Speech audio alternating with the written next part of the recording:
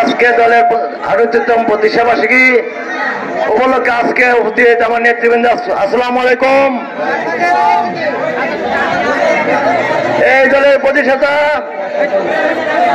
শহীদ president Zia Rahman 1968 সালে এই দল গঠন করেন।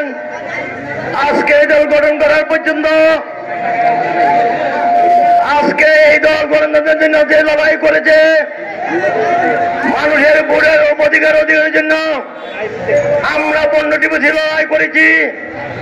15 বছরের লড়াইয়ের পর ছাত্রজনের উদ্যোগে 24শে আগস্টে হাসিনা সরকার বিদায় হয়েছে। আজকে আমরা সুষ্ঠুভাবে কথা বলতে পারি। আমরা দেশের মানুষের ভোটের অধিকার ফিরিয়ে দিয়েছি।